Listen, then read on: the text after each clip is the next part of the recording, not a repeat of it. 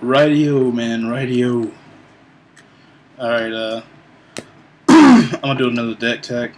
Haven't done one in a long time.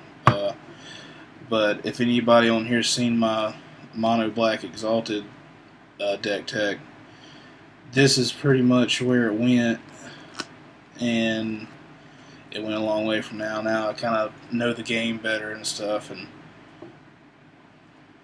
did pretty good. Since then, I don't really get to go out that often. I went to a few F&Ms, and first couple were kind of rough. Wasn't really all that great. I went 2-2, I believe, at my first couple, so I went even. But after that, I kind of figured out a few things and watch a lot of videos, and I watch a stream called ZachSellsMagic. Whenever I get to see the stream, I watch the stream, but I mainly watch the YouTube videos, and they're really good and kind of help me hone in my skills on how the game is and stuff, and that's really the reason why I've gotten where I am today, because I don't really get to play all that often and stuff. So this is my deck tech. It's basically kind of like a mono black build, but it's black red creature control, basically just kill everything kind of. All right, so and it's a budget deck too, so it's kind of gonna have stuff in there people don't really use, but it works. Got 4 Typhoid Rats, 1/1 Death Touch, and then we got 2 Thrill Kill Assassins. Death Touch, Unleash if you need to, if you want to go in there for like the beatdown if she comes late.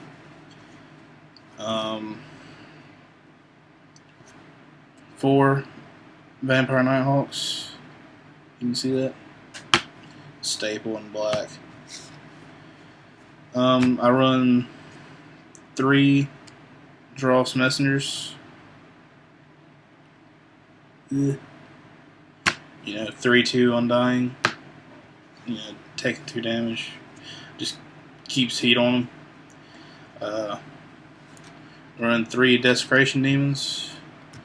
4-drop 6/6 flyer, and they have to sack to keep it from doing any damage. I mean, I know it has the drawback of like end game type stuff.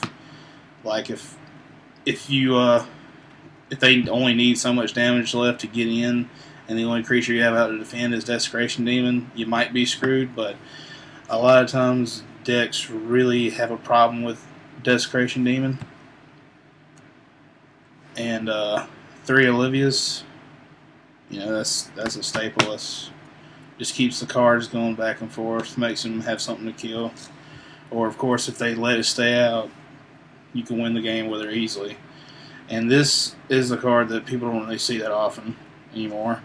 But it pairs great with Vampire Nighthawk and Olivia, of course. It's a Vampire Nocturnus. I run 2 of those. You play with the top card revealed. Kind of keep them scared knowing what's coming next. It's not really as big a drawback as it seems. And like they'll see that you have a kill spell, and then they have to play around it, and you can also kind of like squeeze out things that way. And also, if the top card is black, which all these cards in here are black, vampires get +2/+1 in flying. So you can gain tons of health off of Vampire Nighthawk, and that helps out, of course, tons. And also the beatdown plan for vampires will work too. And then now we come to the spells, which is mainly removal. You got 3 Tragic Slips, of course, and you got 4 Dreadbores, 4 Dreadbeers, and then 2 Tribute to Hunger. That'll gain you some health too. And then 3 Mutilates. You gotta wipe the board or whatever, and then you can combo that off with Dross Messenger. Wipe the whole board, get to keep 2 Dross Messengers. Did 4 points of damage. Next turn you can hit them for 8. Awesome. Rakdos' return. I want to go back to the Muloot for a second. Also, having Desecration out, normally Desecration survives that too. But yeah, Rakdos return, scrap their hand, and it has a fireball in it too. They take damage. That's always good. And then I have 1 Underworld Connections, which of course is awesome. Like if you're gaining health if you're gaining life off of Vampire Nighthawk, use Underworld Connections, no problem. The only problem with this deck a little bit though is that I was thinking about adding in like 2 or 3 Sign Bloods just because you can run out of gas because it's kind of mid-rangey tempo type deal. And the lands, I say this is a budget deck. 4 Dragon Skull Summits and 4 Rakdos Guild Gates. Yes, that would be shock lands if I had money. And then 1, 2, 3, 4, 5, 6, 7, 8, 9, 10, 11, 12, 13, 14 swamps. And then 2 mountains that I'm debating on just throwing out and putting swamps back in 4. Because a lot of time I get the dual lands anyway. And I like to keep that Mutilate kind of high. But then again, having the 2 mountains does sometimes dumb it down just enough to where, like I said, hey, I do get to keep Desecration in. And the sideboard, we got 2 Duress. You know, you gotta see what they got if you're going against the other control matchup.